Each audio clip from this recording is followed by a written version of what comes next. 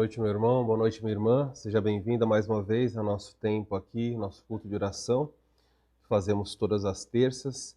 E nós queremos, ao iniciarmos esse tempo juntos aqui, minha família, a sua família, a igreja reunida, quero convidar você a prestar um culto diante de Deus. E para isso é preciso que você, em primeiro lugar, coloque o seu coração diante de Deus, acertando a sua vida com Ele. Toda vez que vamos prestar culto, nós precisamos desse tempo. É um tempo principal, o mais importante, porque se não nos acertarmos, se Deus não nos der condição de culto, então passaremos um tempo juntos aqui, muito bom, vamos cantar, vamos fazer muitas coisas, mas nós não seremos adoradores. Por isso Deus precisa trabalhar em nós em cada início de culto. Vamos orar. Curve sua cabeça, feche seus olhos um instante, vamos falar com o Senhor. Pai, é cientes de quem somos que nós não ousamos iniciar nenhum culto sequer, sem nos aproximar do Senhor, suplicando condição, suplicando permissão, suplicando que o Senhor nos tome em seus braços e nos leve a um tempo de aprendizado, de ânimo, de confrontação, onde é necessário, de estímulo, seja como for, de todas as formas. Nós sabemos que esse culto vai ser realmente um culto se o Senhor, e somente se o Senhor, nos der essa condição. Abençoa-nos, toca-nos, que as Tuas palavras façam sentido ao nosso coração. Ouça as nossas preces, estimula a nossa fé. Onde quer que haja um irmão ouvindo nessa noite, que ele sinta a Sua doce presença. Aqueles que nos visitam, se entrar nessa transmissão alguém que não Te conhece, que o Teu Espírito também possa se manifestar a eles. Nós oramos assim, em nome de Jesus. Amém. Vamos cantar, vamos participar juntos desse tempo. Use essa oportunidade para preparar o seu coração, para logo mais ouvirmos a palavra de Deus.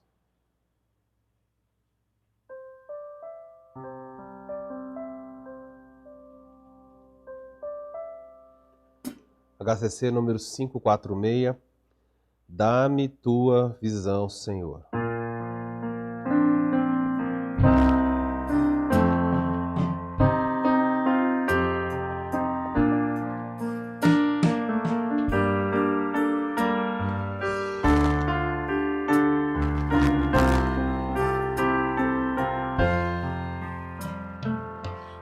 Dá-me Tua visão, Senhor, olhos que possam ver almas perdidas sem Teu amor, sem fé, sem graça e poder. Abre meus olhos, dá-me visão, Senhor, que eu possa aos outros demonstrar Teu maravilhoso amor. Tantos vivem sem conhecer a Tua compaixão, que eu mostre pelo meu proceder o Teu amor e perdão. Abre meus olhos, dá-me visão, Senhor, que eu possa aos outros demonstrar Teu maravilhoso amor. Minha vida consagro aqui perante a Tua cruz. Tudo que sou pertence a Ti, ó, vive em mim, meu Jesus.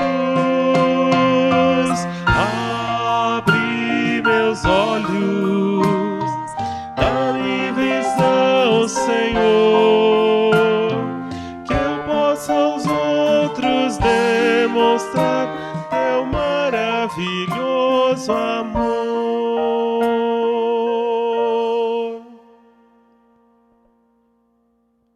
Nosso hino HCC 433, usa, Senhor, todo o meu ser para Teu louvor.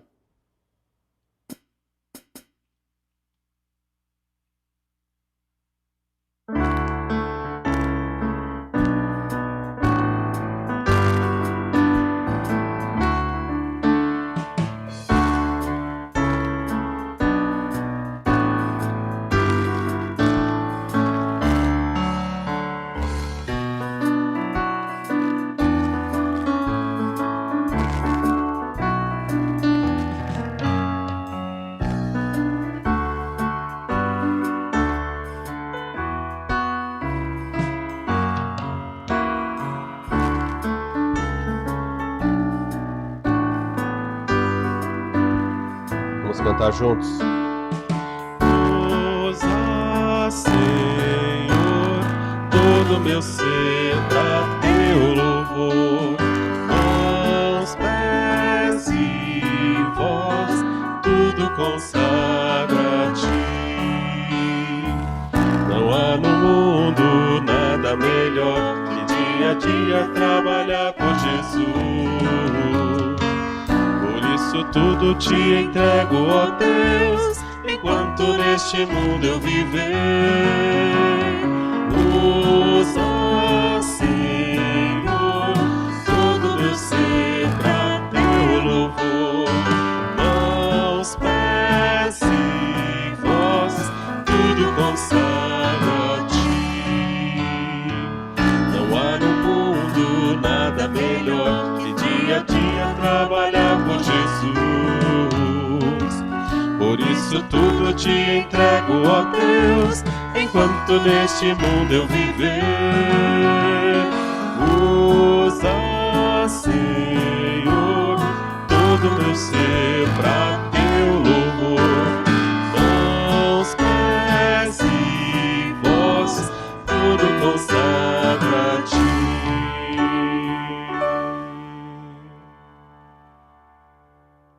Próximo hino que vamos cantar, HCC 447. Mas eu sei em quem tenho crido, estou bem certo que Ele é poderoso para guardar o meu tesouro, a minha vida, a minha alma, até aquele dia.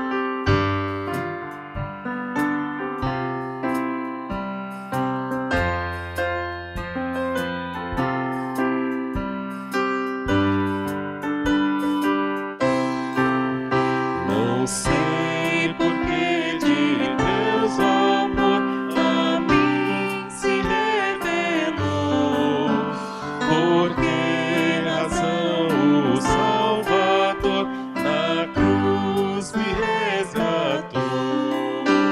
Mas eu sei em quem tenho crido, estou seguro que é poderoso para guardar meu tesouro até o dia final. Ignoro como o Espírito me convenceu do mal, mostrou-me Cristo Salvador, o Verbo divinal. Mas eu sei em tenho crido, estou seguro que é poderoso para guardar bem o meu tesouro até o dia final. Não sei o que de mal ou bem é destinado a mim, se bons ou tristes dias vêm até da vida ao fim. Eu sei em quem tenho crido e estou seguro que é poderoso para guardar bem o meu tesouro até o dia final. E quando vem Jesus, não sei se breve ou tarde vem, mas sei que meu Senhor virá na glória que Ele tem. Mas eu sei em quem tenho crido e estou seguro que é poderoso para guardar bem o meu tesouro até.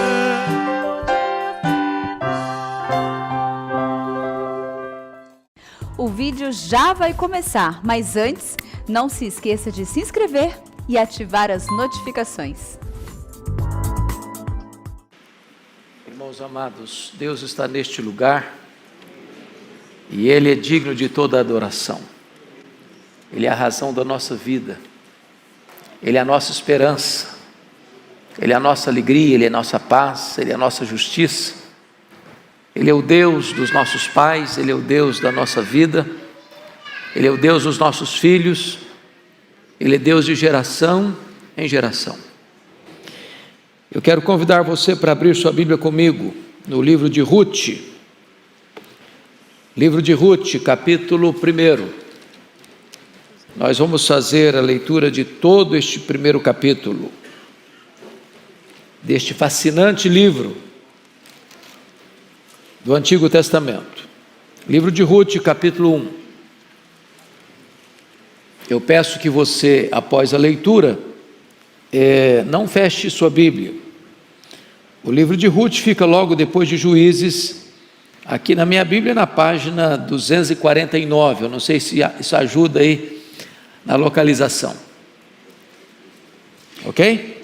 Ruth, capítulo 1. Nos dias em que julgavam os juízes, houve fome na terra. E um homem de Belém de Judá saiu habitar na terra de Moabe com sua mulher e seus 2 filhos. Este homem se chamava Elimeleque e sua mulher Noemi. Os filhos se chamavam Malom e Quilion, efrateus de Belém de Judá. Vieram à terra de Moabe e ficaram ali. Morreu Elimeleque, marido de Noemi, e ficou ela com seus 2 filhos, os quais casaram com mulheres moabitas. Era o nome de uma órfã e o nome da outra Ruth. E ficaram ali quase 10 anos. Morreram também ambos, Malom e Quilion, ficando assim a mulher desamparada de seus 2 filhos e de seu marido. Então se dispôs ela com as suas noras e voltou da terra de Moabe, porquanto nesta ouviu que o Senhor se lembrara do seu povo, dando-lhe pão. Saiu, pois, ela com suas 2 noras do lugar onde estivera, e indo elas caminhando de volta para a terra de Judá, disse-lhes Noemi: Ide, voltai cada uma à casa de sua mãe, e o Senhor use convosco de benevolência, como vós usastes com os que morreram e comigo. O Senhor vos dê que sejais felizes, cada uma em casa de seu marido. E beijou-as. Elas, porém, choraram em alta voz e lhe disseram: Não, iremos contigo ao teu povo. Porém Noemi disse: Voltai, minhas filhas, por que iris comigo? Tenho eu ainda no ventre filhos para que vos sejam por maridos? Tornai, filhas minhas, ide-vos embora, porque eu sou velha demais para ter marido. Ainda quando eu dissesse, tenho esperança, ou ainda que esta noite tivesse marido e houvesse filhos, esperá-los-ieis até que viessem a ser grandes? Abster-vos-ieis de tomardes marido? Não, filhas minhas, porque por vossa causa a mim me amarga o ter o Senhor descarregado contra mim a sua mão. Então de novo choraram em voz alta. Órfã, com um beijo, se despediu de sua sogra, porém Ruth se apegou a ela.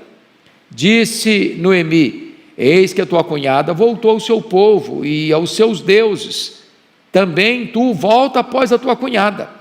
Disse, porém, Ruth: Não me instes para que te deixe e me obrigue a não seguir-te, porque aonde quer que fores, irei eu, e onde quer que pousares, ali pousarei eu. O teu povo é o meu povo, o teu Deus é o meu Deus. Onde quer que morreres, morrerei eu, e aí serei sepultada.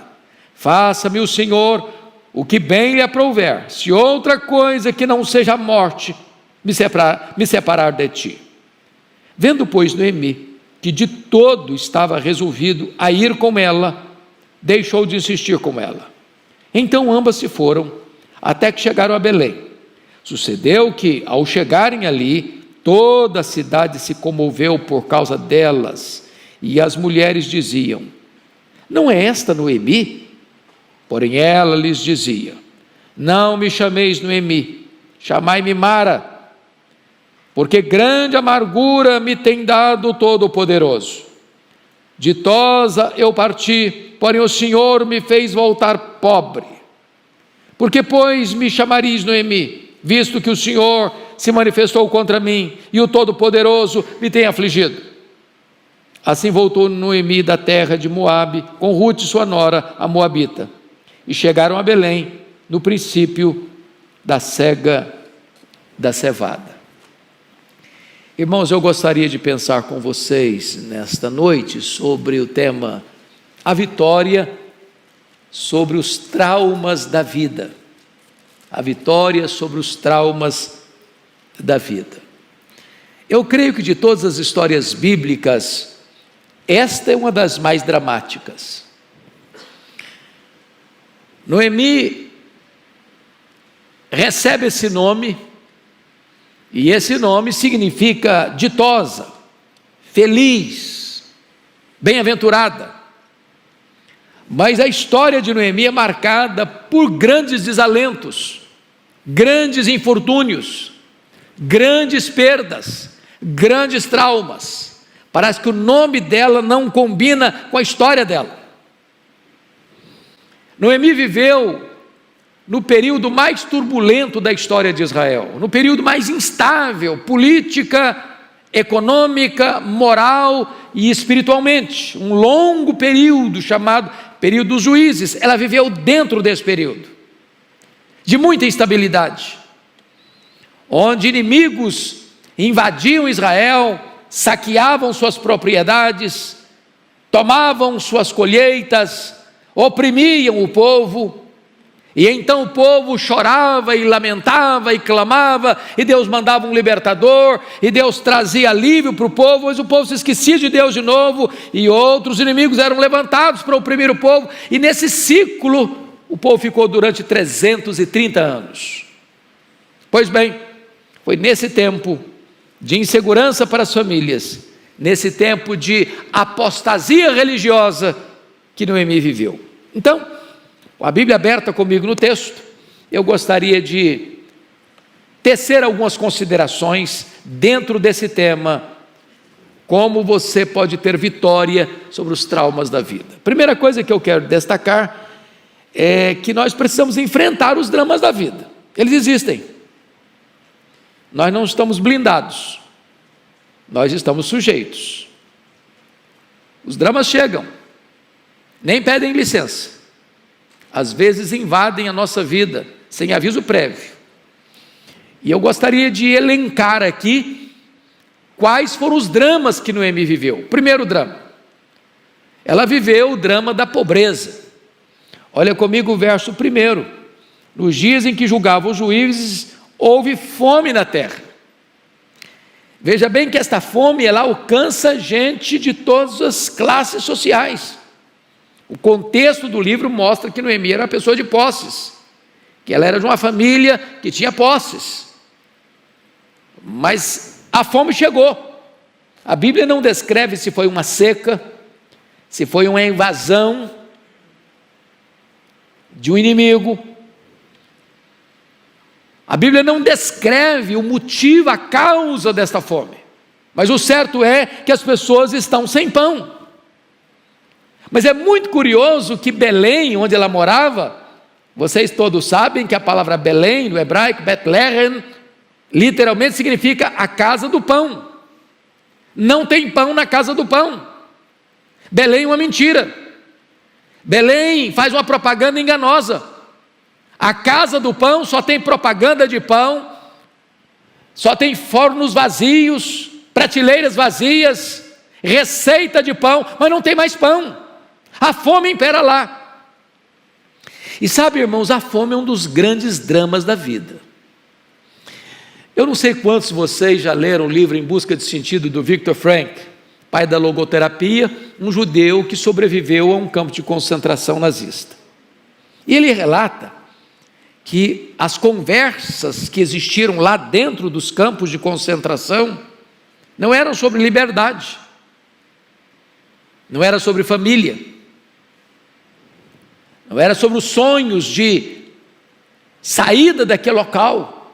A conversa que mais existiu nos campos de concentração foi comida, porque quando a pessoa está com fome, nenhum assunto é mais urgente do que este.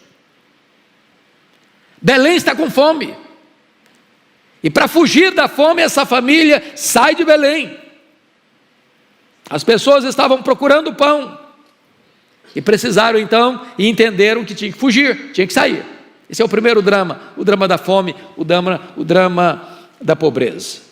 Mas vejamos um segundo drama que ela enfrenta, que é o drama do desterro. Versículo 2.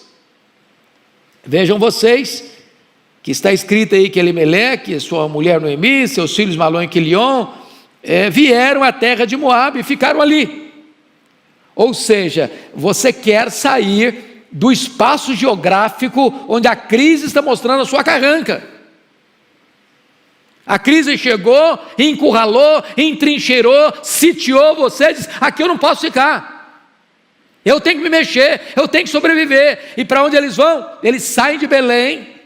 Belém fica lá nos altos, os altiplanos, do lado de Jerusalém. Eles descem toda essa montanha para o vale de Jericó, às margens do Mar Morto, e sobem as montanhas de Moabe, aquelas mesmas montanhas onde fica o Monte Nebo, de onde o povo avistou a terra prometida, hoje fica na Jordânia. Se você pegar e olhar do ponto de vista de caminhada, era muito perto, não chega a 100 quilômetros, mas meus irmãos, naquela época 100 quilômetros era uma viagem,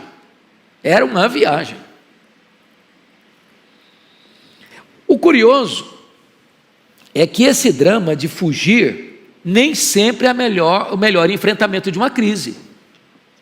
Tem hora que você precisa enfrentar a crise. Vocês se lembram que em tempos difíceis o Abraão desceu ao Egito, e foi uma tragédia na vida dele. Ele mentiu, e ele foi descoberto na sua mentira, e ele foi humilhado por causa da sua mentira, e ele foi expulso do Egito, e ele carrega como dádiva do Egito Agar, escrava de Sara. E vocês todos conhecem os dramas que ele haveria de colher em virtude dessa fuga. Foi por isso que quando houve fome de novo na terra, e o Isaac foi tentado a adoecer o Egito, Deus disse: não desça não, enfrente a crise, não fuja. A família de Noemi fugiu, foi buscar sobrevivência, e encontrou em Moabe a doença e a morte. Foram buscar segurança, e encontraram a perda total. Hoje as famílias, via de regra, irmãos, parece que perderam a capacidade de enfrentar situações difíceis. É assim hoje, muitos casais perderam o ânimo de enfrentar a crise juntos. Primeiro problema, já desiste. Primeira discussão: não, acho que eu me enganei no casamento, não é isso que eu quero não. E as pessoas estão trocando de cônjuge, trocando de casa, trocando de carro, trocando de emprego, trocando de país, porque elas querem fugir, sempre fugir. A grande questão é que nessa conjuntura a fuga foi desastrosa para essa família. Terceiro drama, a mulher que foi atingida agora pelo drama das perdas. Vejam vocês que ela vai com o seu marido, ela vai com seus 2 filhos, e a primeira coisa que acontece é que o marido adoece e morre, ela fica viúva. Ela tem 2 filhos, os filhos se casam com moabitas, e ela fica lá quase 10 anos, e agora os filhos morrem. Agora ela está viúva, agora ela está pobre, agora ela está sem os filhos, agora ela está sozinha, agora ela está em terra estrangeira. Ela perdeu não só coisas, ela perdeu relacionamentos, ela perdeu não só coisas supérfluas, ela perdeu aquilo que é essencial. Ela está vivendo agora o drama da solidão, sem filhos, sem marido, sem dinheiro, sem chão, sem pátria, em lugar estrangeiro. Mas note comigo, em quarto lugar, que essa mulher enfrenta o drama da despedida, porque ela teve que se despedir do marido e dos filhos a contragosto. Ninguém faz isso por vontade, se despedir dos seus entes queridos que partem, que morrem. Então isso foi involuntário, mas agora ela está vivendo um outro drama de despedida. Ela precisa se despedir daquelas pessoas que eram suas noras, talvez as únicas escoras emocionais da vida. E ela está vivendo esse drama agora de se despedir. Ela não tem nada a oferecer, ela não tem nada a reivindicar. Ela abriu mão sem nada poder fazer do marido e dos filhos, agora precisa abrir mão voluntariamente das noras. Ela tem perdas involuntárias e ela tem perdas voluntárias. Mas ainda, em quinto lugar, esta mulher foi atingida pelo drama, talvez mais grave, da amargura contra Deus. Eu peço que você veja comigo, por favor, o que ela vai dizer aí no versículo 13. Parte B do verso: porque por vossa causa a mim me amarga o ter o Senhor descarregado contra mim a sua mão. Ela vê todo o drama que ela vive como uma ação direta de Deus contra ela. Todos nós gostamos de Romanos 8,31. Se Deus é por nós, quem será contra nós? Mas quando uma pessoa chega ao ponto de pensar que Deus está contra ele, ele não tem esperança. Onde está a esperança? Se o Todo-Poderoso está contra você, você não tem saída. Você está num beco sem saída. Ela está vivendo esse drama. A leitura que ela faz é que tudo isso, toda a tragédia, todas as perdas, todos os vínculos que ela está perdendo, tem a mão de Deus, tem o dedo de Deus. Deus está contra ela. Mas notem comigo ainda o que ela vai dizer no versículo 20 e 21. Olha o verso 20. Porém ela lhes dizia: não me chameis Noemi, chamai-me Mara, porque grande amargura me tem dado o Todo-Poderoso. Então, quando ela chega lá em Belém de volta, e as mulheres ficam admiradas, mas vem cá, essa não é a Noemi? Que há quase 10 anos saiu daqui? Ela protestou na hora: não, esse nome não cabe mais em mim. Noemi significa feliz, ditosa. Eu sou uma mulher amarga, eu sou uma mulher revoltada, eu sou uma mulher triste. Então eu mudei de nome, eu fui no cartório e registrei um outro nome. Agora eu não quero chamar Noemi mais não, me chama de Mara, me chama de amarga, me chama de uma mulher aborrecida com a vida. Mas note você que essa troca de nome que ela quer é que ela está dizendo: porque grande amargura me tem dado Todo-Poderoso. Ela diz que essa amargura, ela não é porque o marido morreu, não é porque os filhos morreram, é Deus quem tem dado. Ela está dizendo o seguinte: foi Deus que matou meu marido, foi Deus quem matou meus filhos, é Deus que é a causa de toda a minha dor, de todo o meu sofrimento. Ela está atribuindo a Deus todas as desventuras da vida. Mas veja o versículo 21. Ditosa eu parti. Bom, primeiramente, não foi tão ditosa assim, convenhamos. Ela não foi para Moabe porque divisava horizontes de prosperidade, de riqueza. Não, ela está saindo da sua terra porque tem fome na sua terra, tem aperto na sua terra. Ela diz: ditosa eu parti, porém o Senhor me fez voltar pobre. Vejam vocês que em todo o discurso dela, ela está atribuindo a Deus toda a causa do seu sofrimento. O Senhor me fez voltar pobre.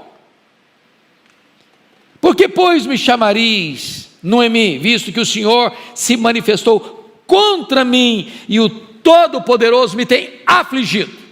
Bom, esta mulher está amarga, e amarga com Deus.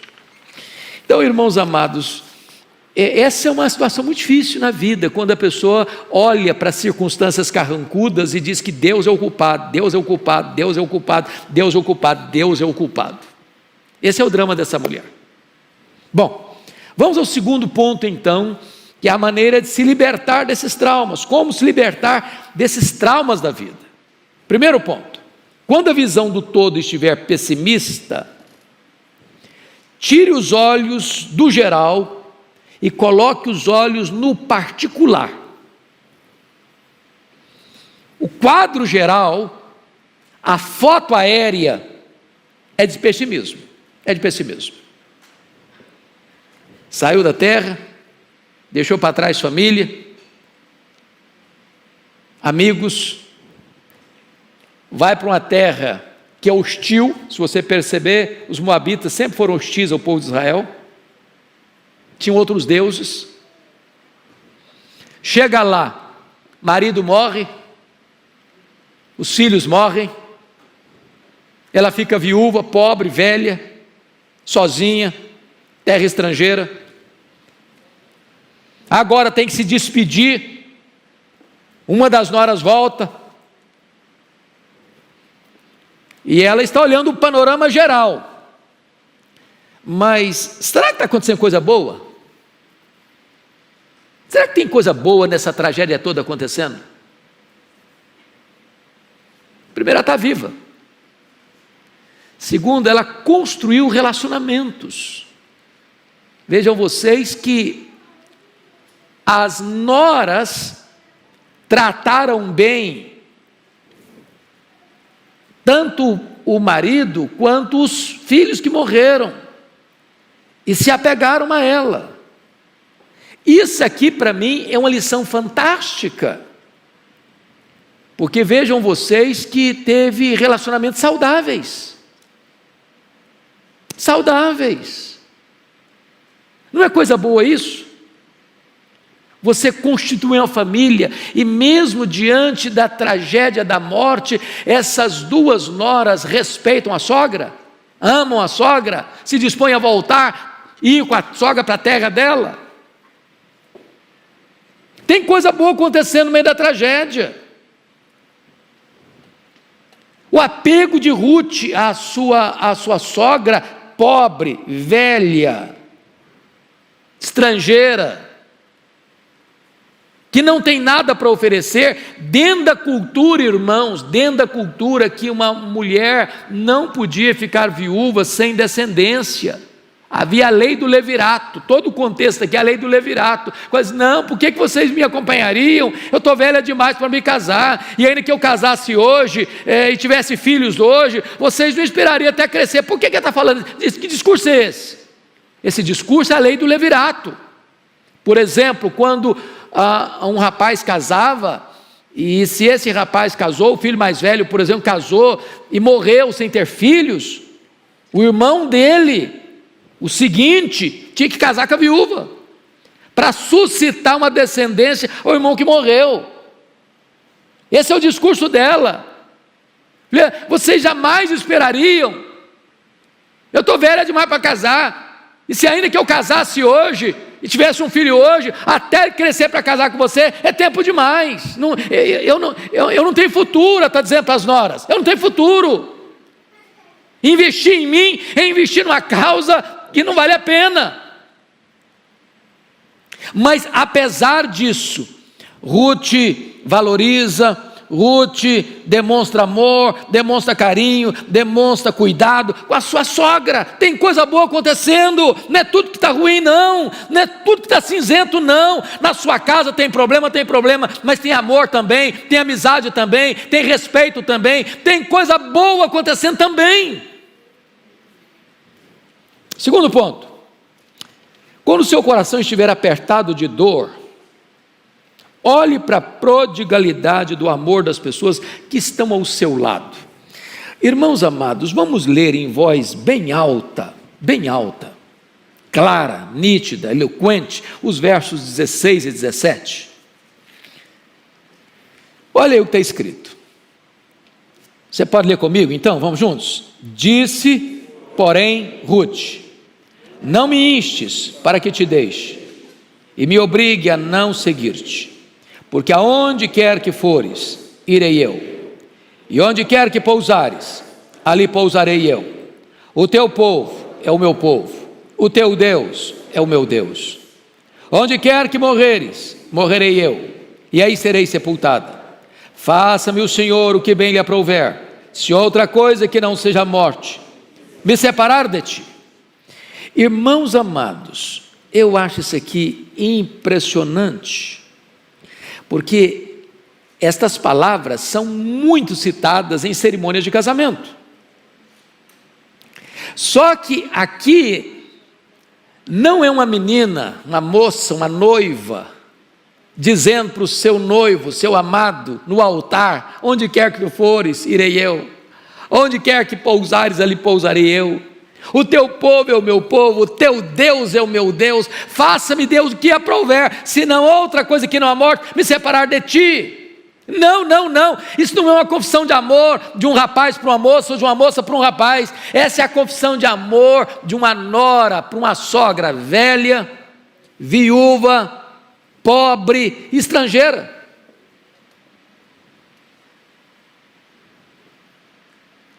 Pare de olhar só o lado negativo da vida. Veja que amor de pessoas que gostam de você, não pela posição que você ocupa, não pelo dinheiro que você tem, não pelo status que você tem, mas por quem você é. Aliás, me permita a deixa, porque esse texto para mim vem corrigir um fato que precisa ser resgatado na cultura brasileira. Porque na cultura brasileira faz parte do anedotário das piadas mexer com sogra, e com piadas sempre de mau gosto.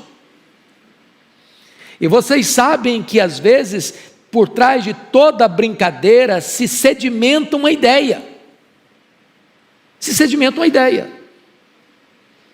e hoje às vezes a menina se casa, ela já fica ela não fica com um pé atrás, ela fica com uns 2 pés atrás com a sogra, porque para ela a ideia sogra já é uma ideia perigosa, é uma concorrente.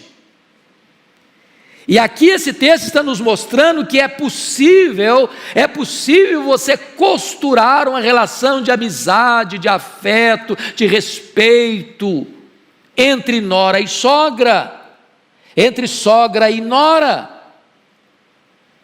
entre genro e sogro, sogro e genro, e vice-versa.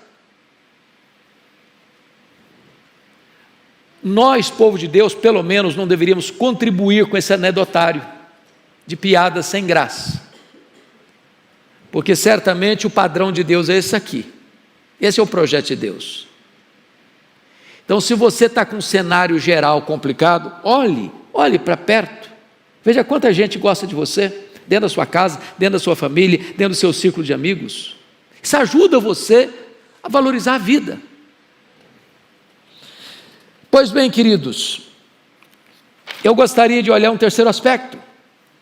Quando você olhar para a vida e não enxergar um sentido, atente para o fato de que Deus é sábio, poderoso e bom, o suficiente para transformar as tragédias da sua vida em vitórias. Irmãos amados, você e eu não enxergamos no escuro, você e eu não enxergamos na curva, você e eu não sabemos o que está lá no final da história. Deus está lá no final, como está aqui agora. Então calma, Deus está trabalhando não contra você, mas por você. O discurso de Noemi não é um discurso que está amparado na verdade. Deus não está contra ela, Deus está por ela. Às vezes a providência é carrancuda, mas a face é sorridente. Deus é poderoso para transformar os seus vales áridos em mananciais. Deus é poderoso para transformar a sua noite de choro em manhã de alegria. Deus é poderoso para pegar as circunstâncias mais difíceis da sua vida e fazer delas algo que vai abençoar a sua vida, a sua descendência para as futuras gerações. Foi isso que Paulo entendeu quando estava preso lá em Roma. Ele disse: eu quero, meus irmãos, que vocês saibam que as coisas que me aconteceram fugiram do meu programa, fugiram do meu planejamento. O meu planejamento era chegar em Roma, ajudar a igreja, encorajar a igreja, ser conduzido pela igreja de Roma lá para a Espanha, mas o plano dele não deu certo, porque o plano de Deus era maior que o plano dele. O plano de Deus é que ele chegasse em Roma algemado, e chegando algemado, a igreja seria mais encorajada a pregar. Chegando algemado, ele evangelizaria a elite de Roma, a guarda pretoriana. Chegando em Roma preso, ele escreveria as cartas da prisão, que virariam livros inspirados, canônicos, que fazem parte da nossa Bíblia e que tem abençoado milhões de pessoas ao longo dos séculos. Entenda uma coisa: se a providência é carrancuda, Deus não perdeu o controle, Deus continua no trono, Ele continua sendo soberano, e Ele está trabalhando por você e não contra você.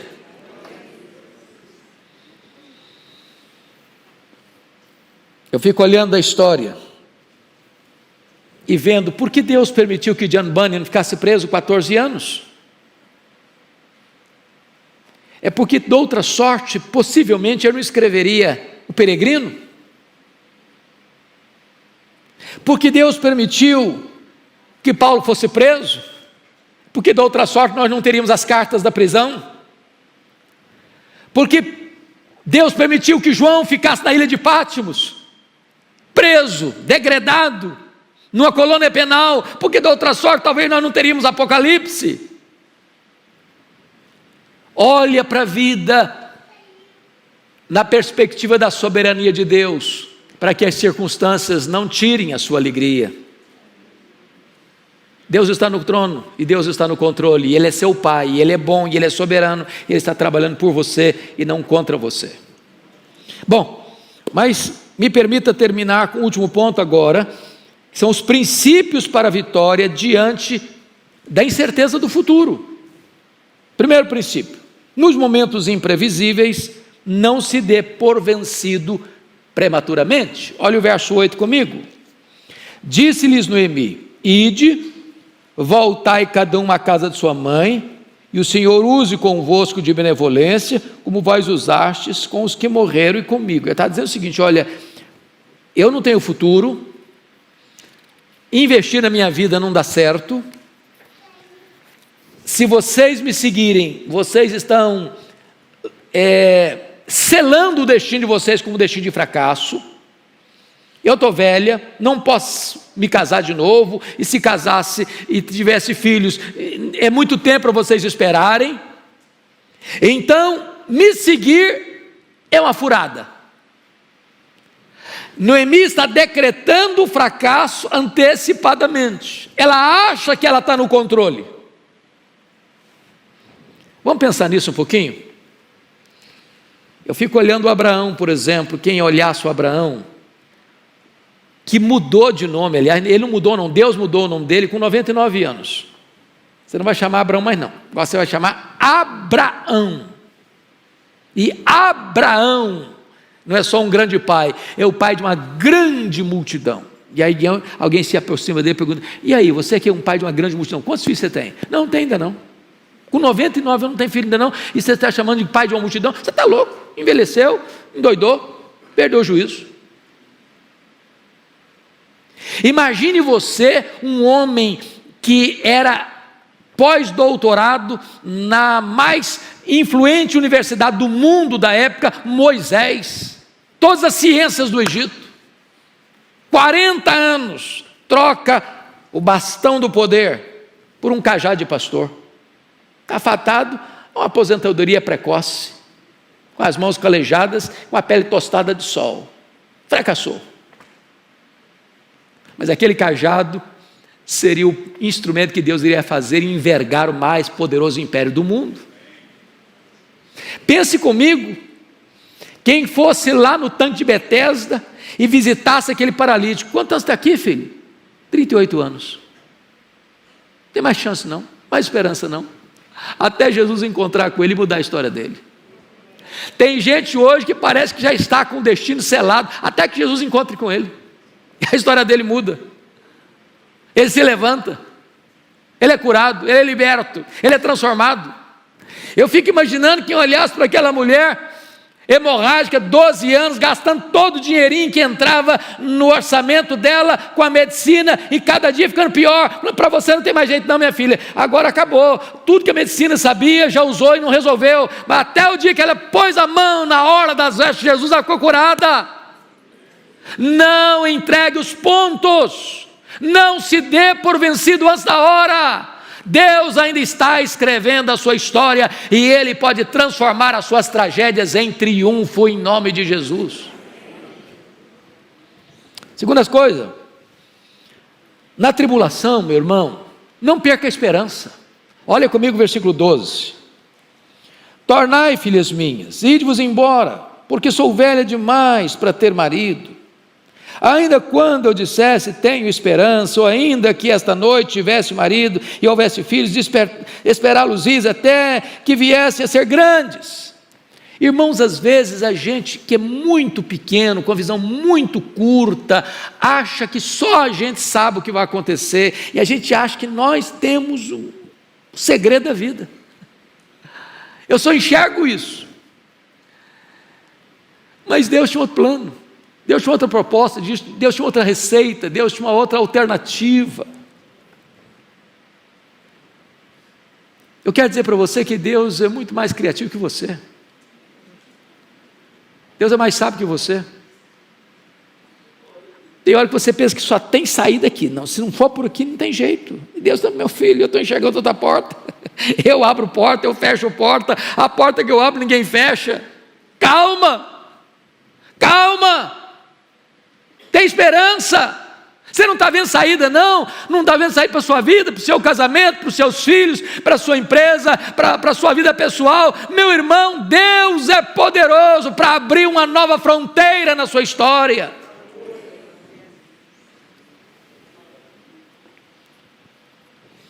É por isso que Jeremias, quando ele estava olhando os escombros de Jerusalém, a tragédia de Jerusalém, a invasão de Jerusalém, ele diz assim: eu quero trazer à memória o que me pode dar esperança. Quero trazer à memória o que pode me dar esperança. Traga os pontos não? Eu li certa feita uma história muito engraçada, de um jovem fotógrafo que foi contratado para fazer a cobertura do aniversário de um senhor de 80 anos. A família deu uma festa, contratou um fotógrafo, e aquela festa rolando, tudo muito feliz, todo mundo alegre, e aí o fotógrafo, querendo ser agradável com o velhinho, disse: olha, parabéns, viu? Com esse vigor do senhor aí, o senhor chega aos 100. O velhinho olhou para ele e disse: filho, eu acho que você chega também aos 100, e quando você chegar aos 100, nós vamos celebrar juntos. Não põe o limite da misericórdia de Deus não, varão. Ânimo. Seja um Caleb da vida, com 85 anos, você quer conquistar uma montanha. Joga a toalha não. Esse negócio de aposentadoria no reino de Deus tem não. Enquanto você tiver um fiapo de vida, enquanto tiver fôlego nos seus pulmões, você tem que ter sonhos para realizar grandes coisas para Deus. Há um estudo nos Estados Unidos que diz que as pessoas que se aposentam e vestem um pijama e se acomodam assistindo televisão morrem dentro de 5 anos. O ser humano tem que ter projeto, tem que ter alvo, tem que ter desafio.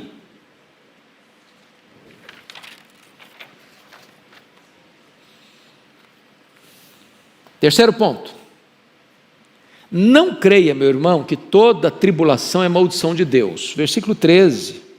Ela diz isso: porque por vossa causa a mim me amarga o ter o Senhor descarregado contra mim a sua mão. Para um pouquinho. O que é isso? Não é porque você está passando luta, porque Deus está descarregando a mão em cima de você, não. O que diz Tiago? Meus irmãos, tende por motivo de toda alegria o passardes por várias provações. Está passando luta, irmão?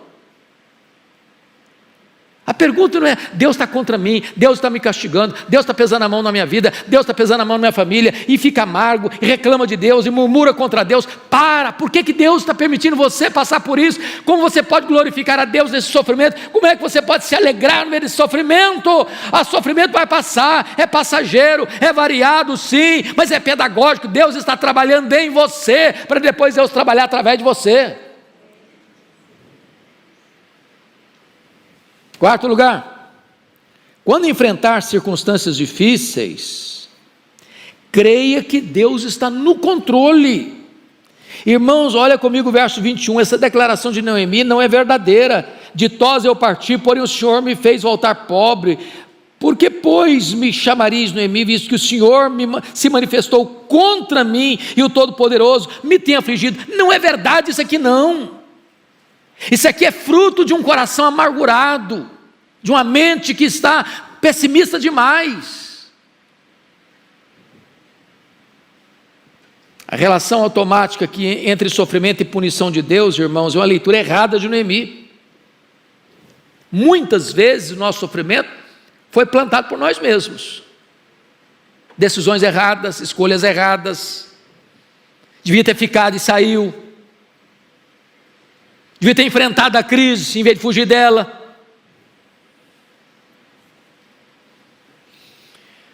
Então, eu quero concluir dizendo o seguinte: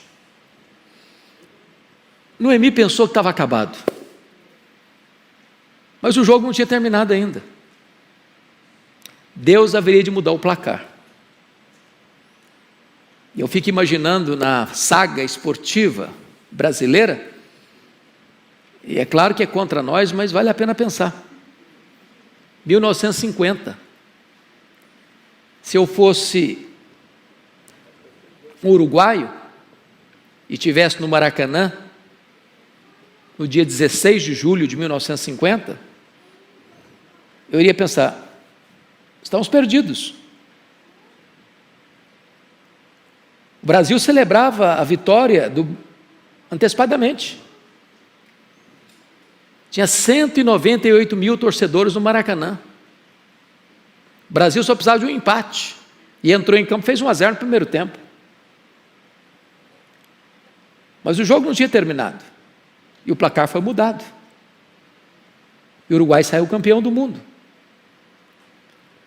Talvez você está aí nos 45 minutos do segundo tempo. E o placar da sua vida é de derrota. Mas o jogo ainda não terminou. E Deus pode reverter esse placar. Quem está no controle da sua vida é Deus. Deus é poderoso para reverter esse quadro na sua história. Por isso que Noemi chega com Ruth, e Ruth vai conhecer um homem rico, que é da família de Ruth, que é da família de Noemi, o Boaz, fazendeirão, ricaço, gente boa, se engraça logo com Ruth, de primeira vista gostou dela, casou com ela, foi o resgatador dela, para dar uma descendência a Noemi dentro da família dela. E quando nasce o menino, Obed, e a mulherada toda diz: olha, Noemi, essa nora sua é melhor do que 7 filhos para você, e esse neto vai ser chamado seu filho. E esse Obed vai ser o pai de Jessé, que foi pai de Davi, que veio a descendência do Messias. E essa Ruth moabita vai fazer parte da genealogia de Jesus. De repente você pensa que não tem saída, que está tudo escuro, que está tudo nublado, que a porta está fechada, e Deus está vendo uma porta enorme que vai trazer glória e honra para a sua vida. Então não jogue a toalha, não desista, não desanime não. Deus é poderoso para reverter este quadro de tragédia em triunfo na sua vida. Vamos ficar em pé, vamos adorar ao Senhor, porque Ele é digno, Ele é digno. Se você entrou aqui hoje com lutas na vida, entenda uma coisa: hoje, agora, nesta noite, Deus pode reverter essa situação na sua história.